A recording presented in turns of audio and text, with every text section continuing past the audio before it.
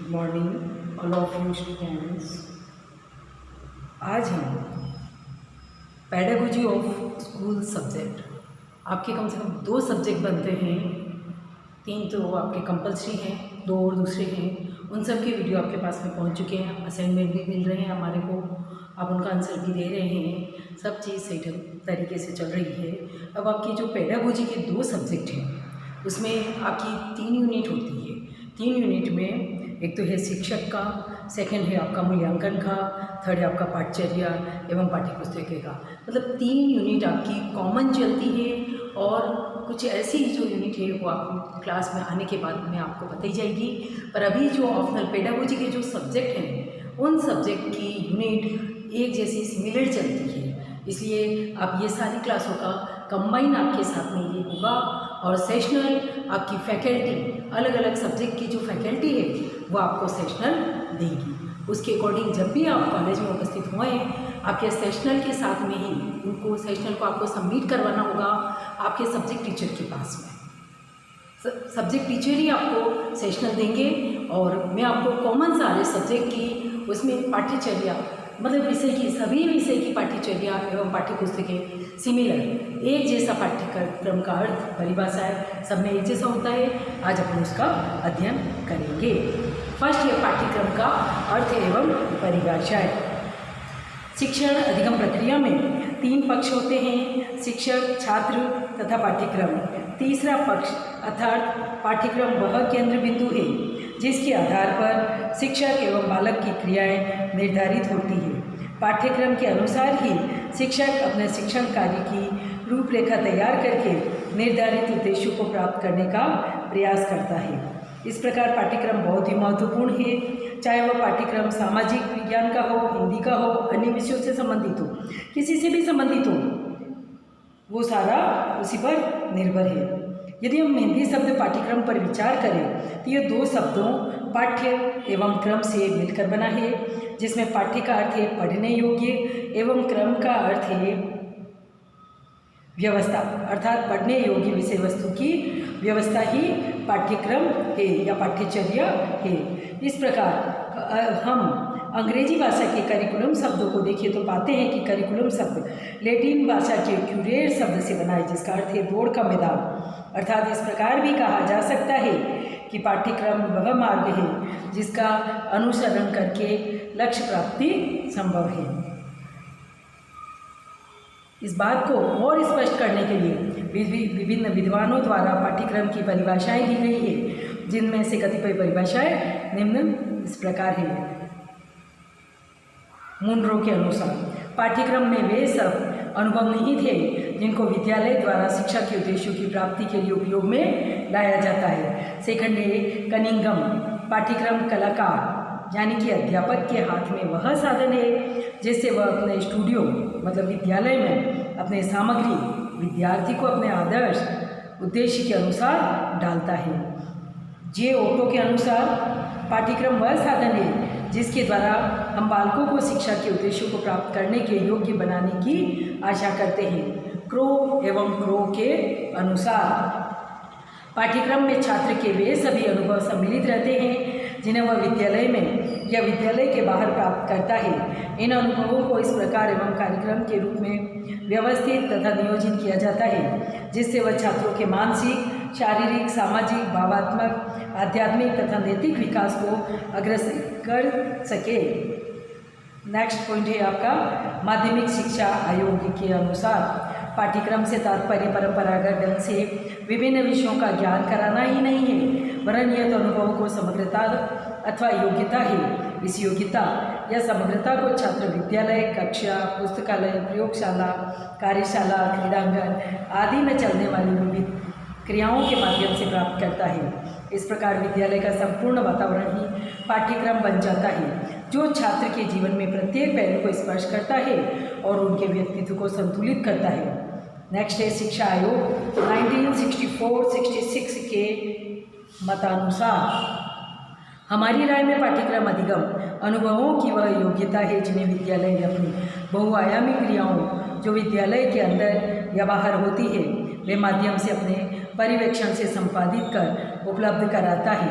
उपरोक्त परिभाषाओं के आधार पर कहा जा सकता है कि सभी प्रकार के वह शैक्षिक, सहशैक्षिक या अन्य अनुभव जो कि शिक्षा के उद्देश्यों की प्राप्ति में योगदान देते हैं, पाठ्यक्रम के अंतर्गत सम्मिलित किए जाते हैं।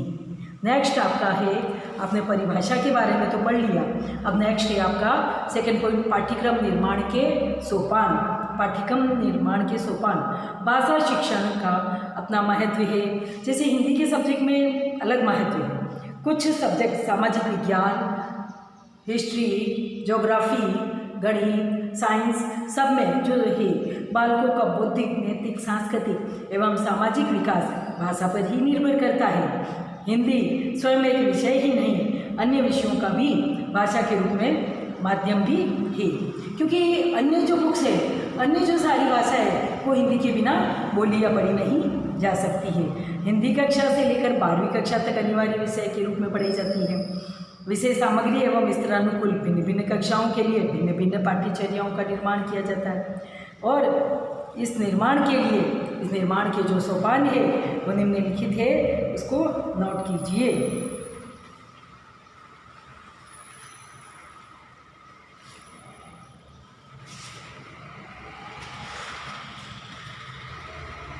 फर्स्ट है, कोई भी पाठ्यक्रम अपने प्रारंभिक रूप में एक निश्चित क्षेत्र का प्रतिनिधित्व करता है। धीरे धीरे अनेक प्रकार की शैक्षिक, सामाजिक एवं राष्ट्रीय आकांक्षाओं की पूर्ति हेतु पाठ्यक्रम के स्वरूप में परिवर्तित करते हुए उसके विकास का मार्ग प्रशस्त किया जाता है। इस प्रकार पाठ्यक्रम समाज की आकांक्षाओं की पूर्ति का एक महत्वपूर्ण साधन बन जाता है। पाठ्यक्रम विकास की प्रक्रिया निरंतर चलने वाली प्रक्रिया है, जो कि छात्र आकांक्षा एवं सामाजिक आकांक्षा के आधार पर विकसित एवं परिवर्तित होती रहती है। पाठ्यक्रम विकास की प्रक्रिया एक व्यापक प्रक्रिया है। पाठ्यक्रम का विकास किसी एक बिंदु पर आधारित नहीं होता है, वरन उसमें अनेक प्रकार के तथ्यों का समावेश होता है। इन तथ्यों का संबंध संपूर्ण शैक्षिक व्यवस्था से संबंधित होता है। इस शैक्षिक व्यवस्था में लक्ष्य, उद्देश्य, अधिगम, अनुभव, विषय वस्तु, चयन आदि का महत्वपूर्ण योगदान होता है। पाठ्यक्रम विकास के प्रमुख सोपानों को निम्न रूप में स्पष्ट किया जा सकता है। फर्स्ट है लक्ष्य एवं उद्देश्य। लक्ष्य एवं उद्देश्य पाठ्यक्रम विकास का प्रथम सोपान है। हम शैक्षिक लक्ष्य एवं उद्देश्य की प्राप्ति हेतु विभिन्न प्रकार की गतिविधियों एवं क्रियाओं के संबंध में विचार करते हैं, जिसे हम पाठ्यक्रम के रूप में जानते हैं।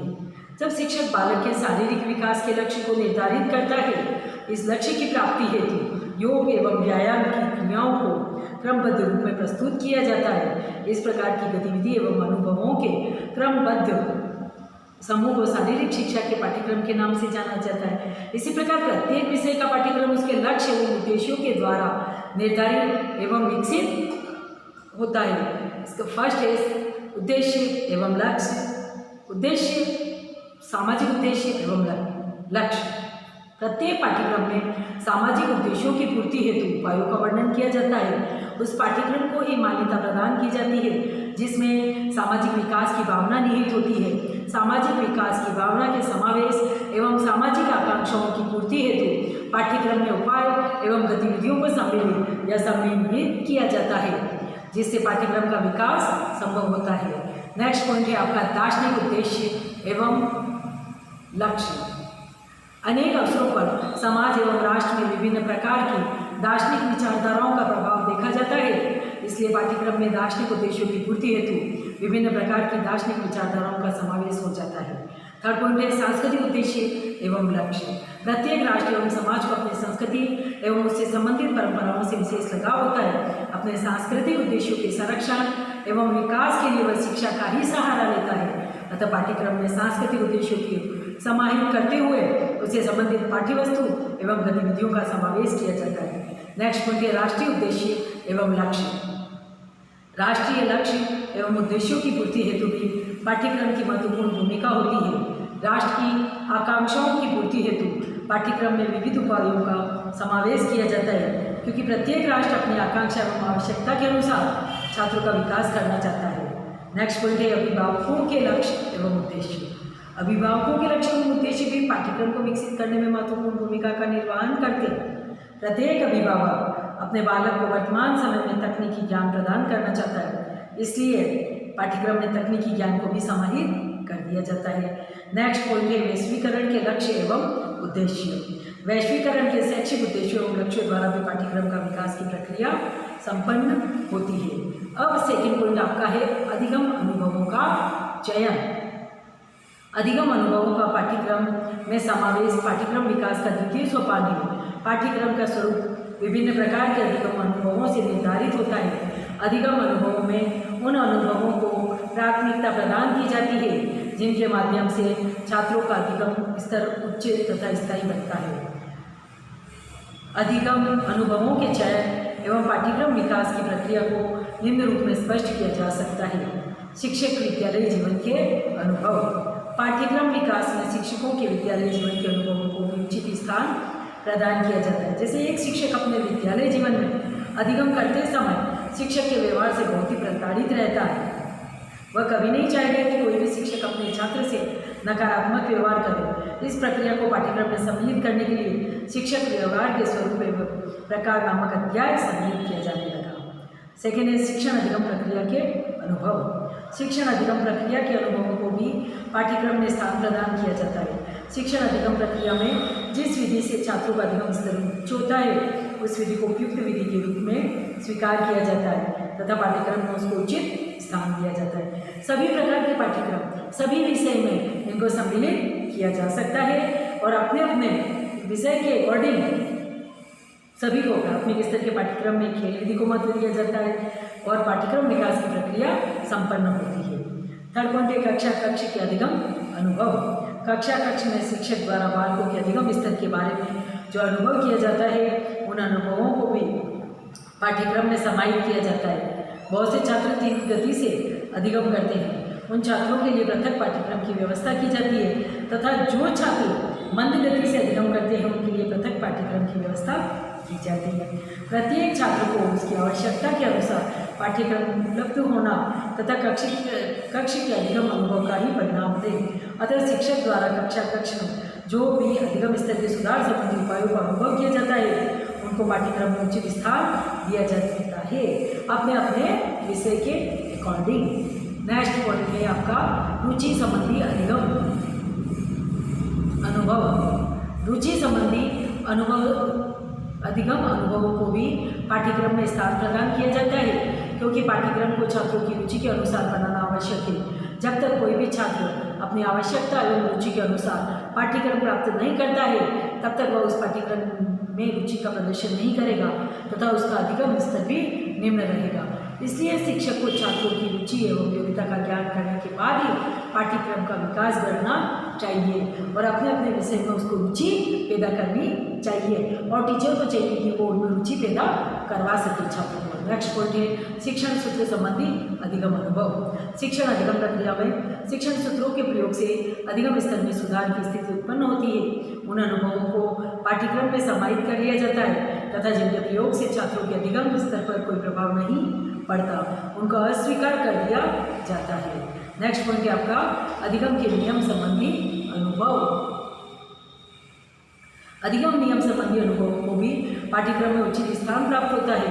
थॉर्नडाइक के अधिगम संबंधी नियमों को जब कक्षा कक्ष में विभिन्न शिक्षकों के अलग अलग विषय के अकॉर्डिंग के प्रयोग करने के पश्चात यह अनुभव किया गया कि नियमों के आधार पर ही बालकों के अधिगम स्तर को उच्च बनाया जा सकता है तो उनको पाठ्यक्रम में महत्वपूर्ण स्थान प्रदान किया गया।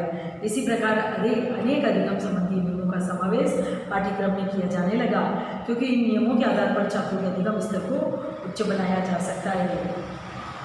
नेक्स्ट पॉइंट है अधिगम सिद्धांतों संबंधी अनुभव। अधिगम सिद्धांतों का प्रयोग करने पर शिक्षण अधिगम प्रक्रिया को प्रभावी रूप में संपन्न किया जा सकता है। इन सिद्धांतों का अधिगम में प्रयोग करने के पश्चात शिक्षक द्वारा जब यह अनुभव किया जाता है तो यह सिद्धांत छात्रों को स्थायी एवं तीव्र गति से अधिगम कराने में सक्षम है तो उस सिद्धांत का समावेश पाठ्यक्रम में कर दिया जाता है क्योंकि यह स्वीकार किया जाता है कि यह सिद्धांत ही अधिगम प्रक्रिया के लिए सर्वोत्तम है। इस प्रकार पाठ्यक्रम का विकास संभव होता है। उद्दीपन परिवर्तन प्रयत्न एवं भूल हल का प्रबलन सिद्धांत एवं गेस्टाल्टवादी सिद्धांतों का समावेश पाठ्यक्रम विकास की प्रक्रिया का सर्वोत्तम उदाहरण है। थर्ड पॉइंट है विषय वस्तु का चयन। विषय वस्तु का चयन भी पाठ्यक्रम में विकास का प्रमुख साधन है।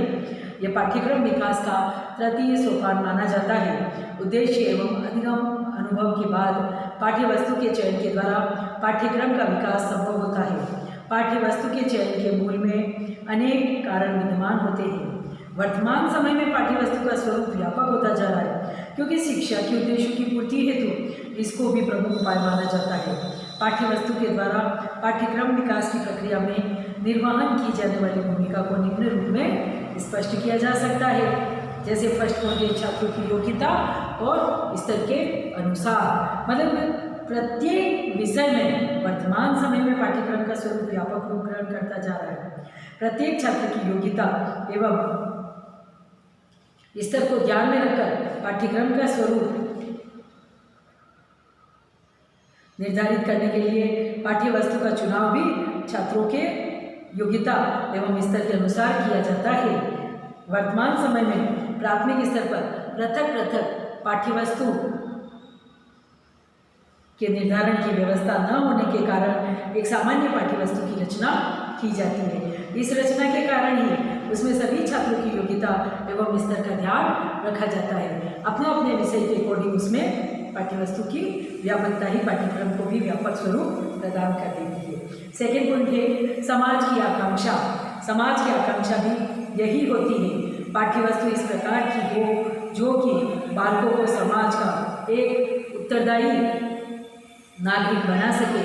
उत्तरदायी नागरिकता के विकास हेतु छात्रों का सर्वांगीण विकास करना आवश्यक है। इस कार्य के लिए पाठ्य वस्तु का स्वरूप भी छात्रों का सर्वांगीण विकास करने वाला होना चाहिए। इस प्रकार सभी विषय के एक और पाठ्यक्रम का विकास संभव होता है, वहीं दूसरी ओर समाज की आकांक्षाओं की पूर्ति भी संभव होती है। थर्ड पॉइंट है अभिभावकों की आकांक्षा। इसमें अभिभावकों की आकांक्षा भी पाठ्य वस्तु के चयन में अपनी भूमिका निर्वहन करती है। दूसरे शब्दों में पाठ्यक्रम की विषय वस्तु का निर्धारण अभिभावकों की आकांक्षा के रूप पर निर्भर करती है।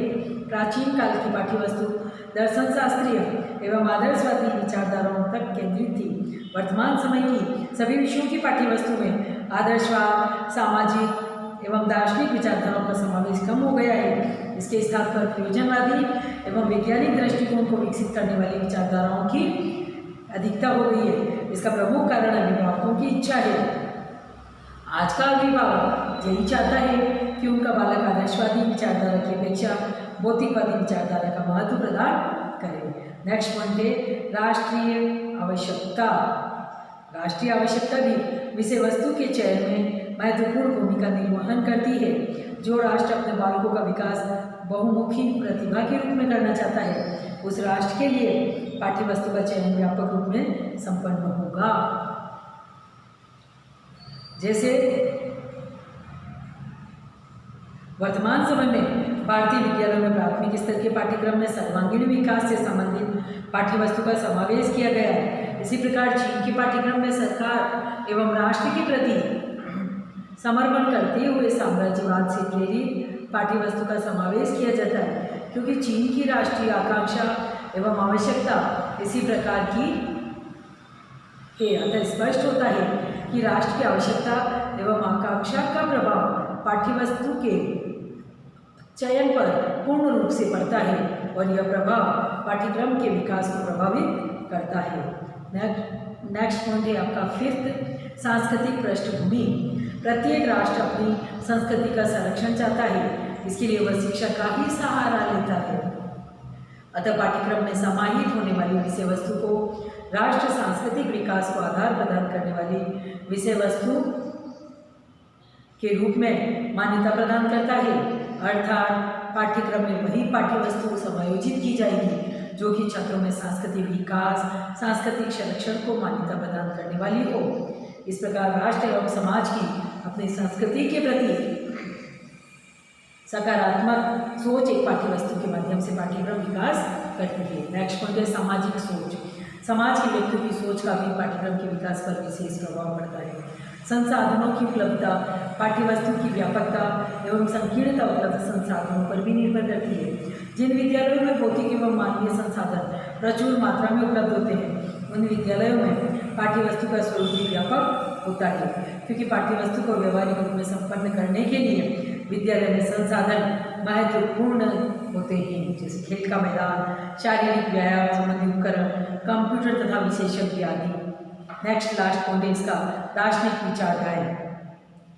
जिस समाज में विभिन्न प्रकार की दार्शनिक विचारधाराओं का समावेश होता है, उस समाज में शैक्षिक पाठ्यक्रम की पाठ्य वस्तु के लिए व्यापक रूप में देखी जा सकती है, क्योंकि ऐसे समाज में सभी व्यक्तियों को संतुष्ट करने के लिए पाठ्य वस्तु में विभिन्न प्रकार की दार्शनिक विचारधाराओं का समावेश होता है।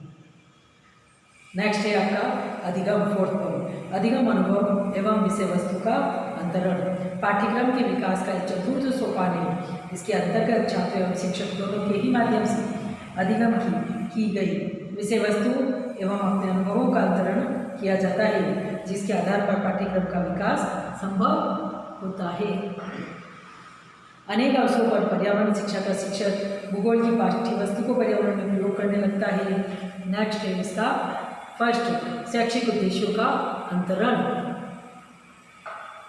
शैक्षिक उद्देश्यों के अंतरण के कारण भी पाठ्यक्रम विकास का संभव होता है, जैसे हिंदी भाषा में श्रवण, वाचन, पठन एवं लेखन कौशलों के विकास का उद्देश्य निर्धारित किया गया है। इन उद्देश्यों को हिंदी शिक्षण के अतिरिक्त अंग्रेजी शिक्षण एवं संस्कृत शिक्षण के लिए भी निर्धारित किया जा सकता है। इस प्रकार जब भी हिंदी, अंग्रेजी एवं संस्कृत में भाषाई दक्षता से संबंधित उद्देश्यों का वर्णन पाठ्यक्रम में किया जाएगा, तो इन कौशलों का समावेश अनिवार्य रूप से किया जाएगा तथा इनसे संबंधित पाठ्य वस्तु का समावेश भी आवश्यक होगा। अतः स्पष्ट है कि शैक्षिक उद्देश्यों का अंतरण पाठ्यक्रम का विकास करता है। नेक्स्ट है शिक्षण विधियों का अंतरण। अनेक अवसरों पर शिक्षण विधियों में भी अंतरण की प्रक्रिया पाई जाती है।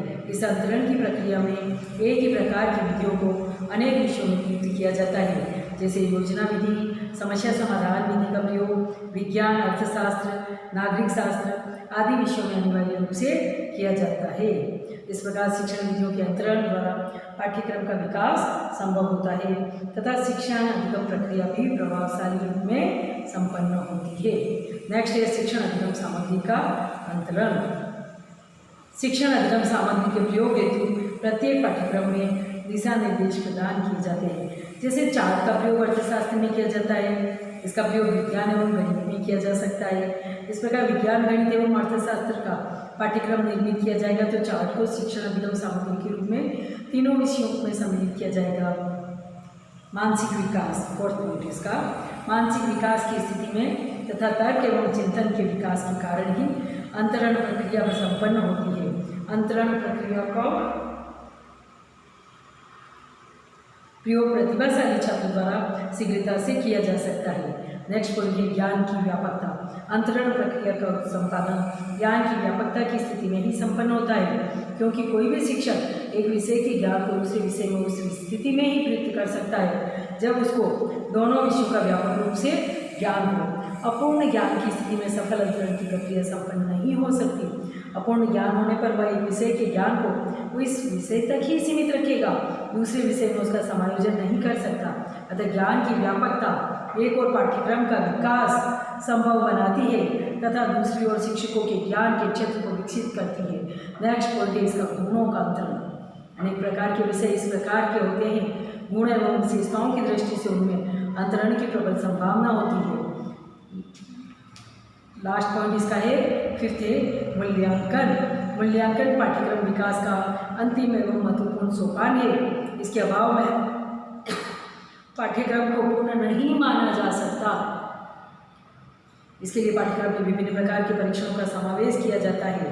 प्रत्येक विषय में मूल्यांकन अध्याय का समावेश अनिवार्य रूप से होता है, क्योंकि जब तक हम पाठ्यक्रम का मूल्यांकन नहीं करेंगे तब हम उसकी त्रुटियों का भी ज्ञान प्राप्त नहीं कर सकेंगे। मूल्यांकन के द्वारा पाठ्यक्रम विकास की प्रक्रिया तथा मूल्यांकन की विषय वस्तु को निम्नलिखित रूप में स्पष्ट किया जा सकता है। फर्स्ट पॉइंट है उद्देश्यों का मूल्यांकन।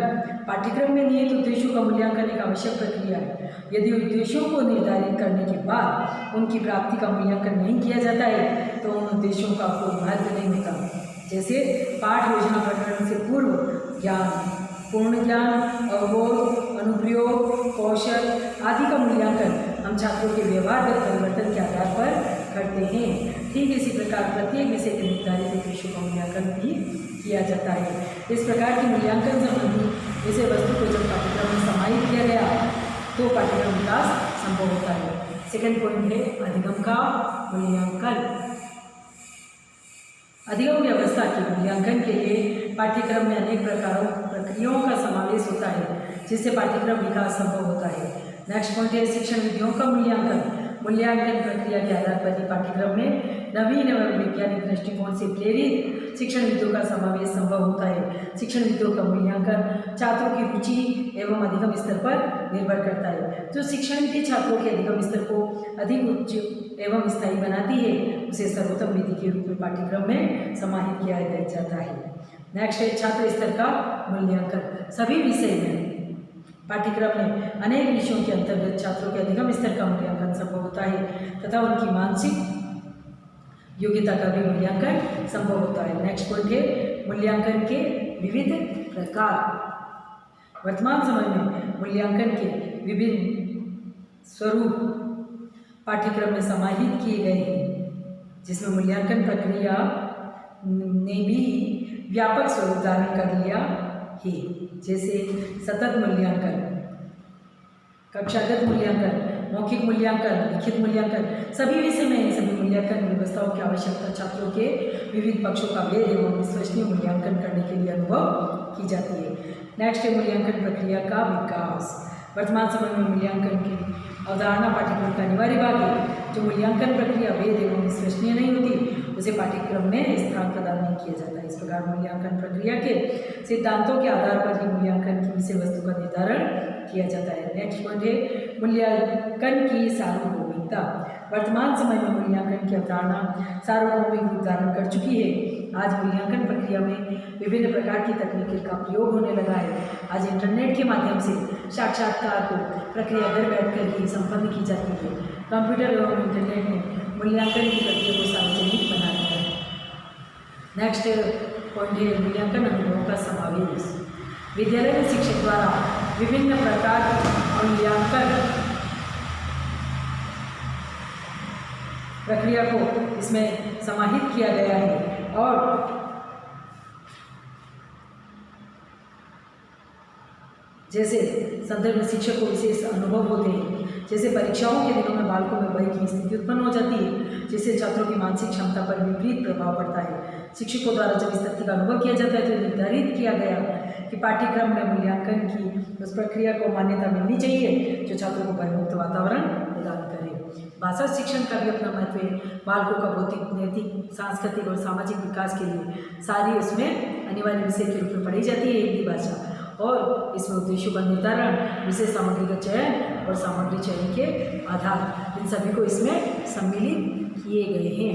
अब है आपका पाठ्यचर्या का महत्व। लास्ट पॉइंट शिक्षा प्रक्रिया के 3 अंगों में से पाठ्यचर्या का एक प्रमुख अंग है। पाठ्यचर्या शिक्षक और शिक्षार्थी को जोड़ने वाली कड़ी है। पाठ्यचर्या ही वह साधन है जो शिक्षक को दिशा निर्देश देता है। पाठ्यचर्या के महत्व को अग्रलिखित रूप में हम देख सकते हैं। नीचे लिखिए। फर्स्ट पॉइंट है आपका बालक के सर्वांगीण विकास में सहायक। शिक्षा के अंतर्गत बालक के सर्वांगीण विकास में पाठ्यचर्या की अपनी महत्ता होती है। बालक के बौद्धिक, शारीरिक एवं संवेगात्मक आदि के विकास में पाठ्यचर्या एक प्रेरणा प्रदान करती है। सेकेंड पॉइंट है सभ्यता और संस्कृति के विकास में सहायक। पाठ्यचर्या के माध्यम से बालक को अपनी सभ्यता और संस्कृति के विषय में ज्ञान प्राप्त होता है। किसी भी देश को सभ्यता और संस्कृति का क्षेत्र अत्यंत विस्तृत होता है, अतः आने वाली पीढ़ियों में सभ्यता और संस्कृति के हस्तांतरण का प्रमुख साधन पाठ्यचर्या ही हो सकता है। थर्ड पॉइंट है नैतिक चरित्र के विकास में सहायक। बालकों के नैतिक गुणों को विकसित करने के लिए पाठ्यचर्या एक उपयुक्त साधन है। नैतिक चरित्र के साथ साथ बालकों में मित्रता, त्याग, सहयोग एवं सहानुभूति आदि गुणों के विकास में भी पाठ्यचर्या का महत्वपूर्ण योगदान रहता है। फोर्थ पॉइंट है सृजनात्मक और रचनात्मक शक्तियों में सहायक। प्रत्येक बालक में कुछ न कुछ सृजनात्मक एवं रचनात्मक शक्तियाँ होती है। इन शक्तियों का उचित दिशा में किस प्रकार विकास किया जा सकता है, इसमें पाठ्यचर्या एक महत्वपूर्ण भूमिका का निर्वाह करती है। फिफ्थ पॉइंट है इसमें महत्व में परिस्थितियों से सामंजस्य स्थापित करने में सहायक। बालक जब अपनी शिक्षा प्रारंभ करता है तो उसे विभिन्न परिस्थितियों का सामना करना पड़ता है। यही नहीं, शिक्षा समाप्त करने के बाद भी अनेक प्रकार की समस्या एवं परिस्थितियाँ उसके जीवन में आती है। इन परिस्थितियों का सामना करने एवं सामंजस्य स्थापित करने में पाठ्यचर्या प्रारंभ से ही बालक की सहायता करती है। इस तरीके से सभी विषय में सभी ये महत्व लागू किए जा सकते हैं।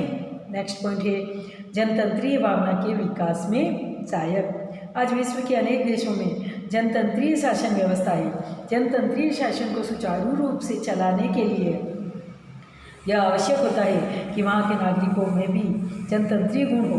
इन गुणों का विकास करने के लिए पाठ्यचर्या ही एक उचित साधन है। नेक्स्ट पॉइंट है भविष्य निर्माण में सहायक। शिक्षा का प्रमुख उद्देश्य बालक के भविष्य का निर्माण करना है। पाठ्यचर्या ही वह साधन है जो बालक के भविष्य का मार्ग प्रशस्त करता है। पाठ्यचर्या साध्य तक पहुंचाने का साधन है।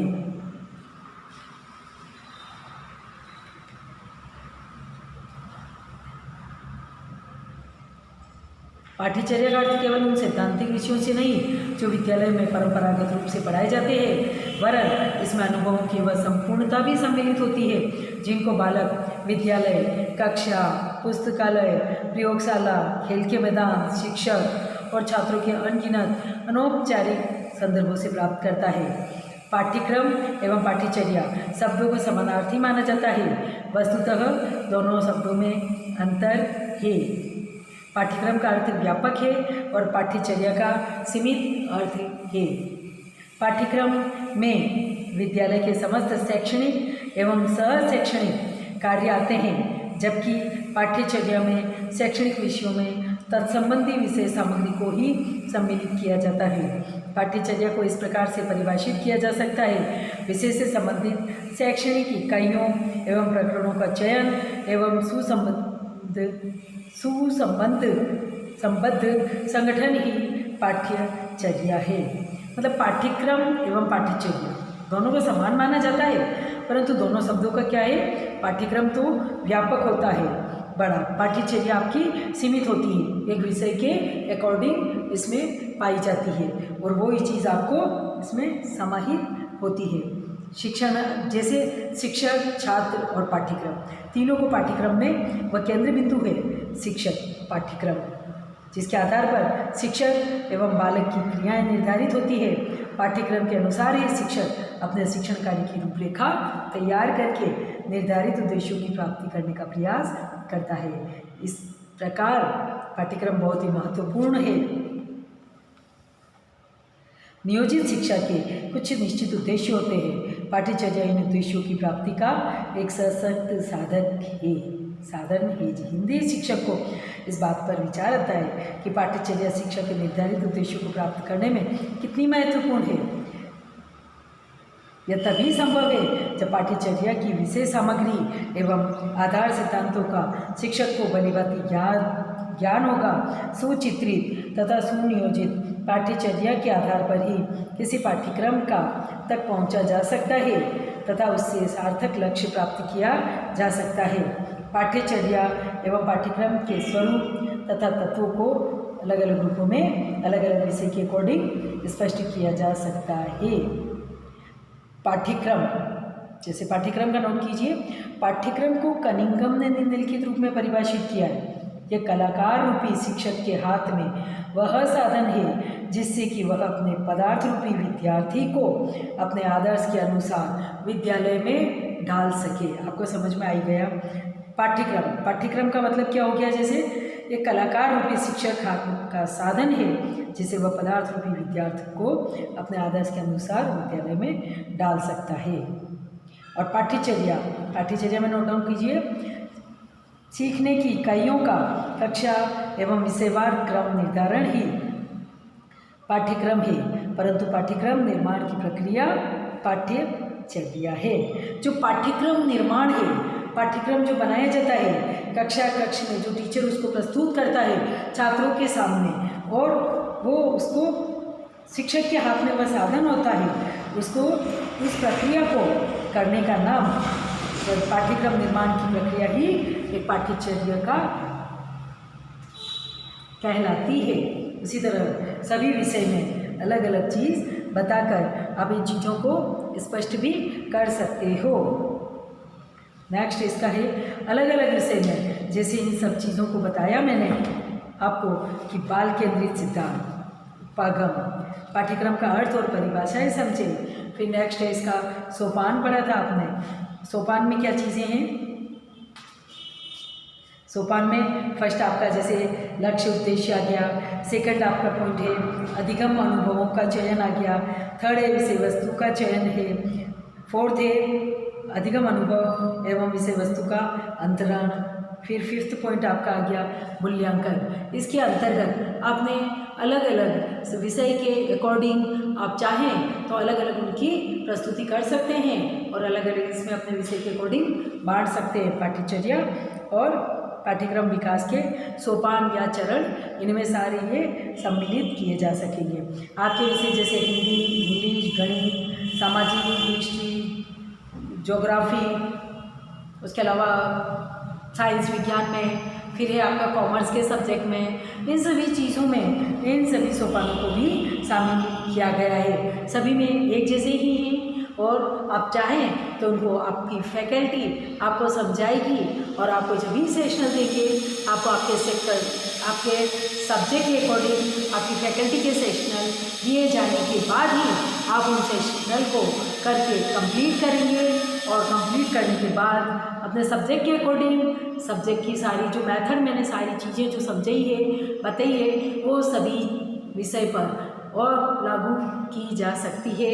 वही चीज़ें पाठ्यक्रम का अर्थ वही है, परिभाषाएं वही हैं, आपकी पाठ्यक्रम निर्माण के सोपान वही हैं। उन सोपानों में भी मैंने लक्ष्य, उद्देश्य, चयन, अधिगम अनुभवों का चयन और अधिगम अनुभव एवं विषय वस्तु का अंतरण और मूल्यांकन, ये सारी विषय वस्तु सब सारी चीज़ें जो मैंने बताई है वो सभी आपके सभी विषय में लागू की जा सकती है।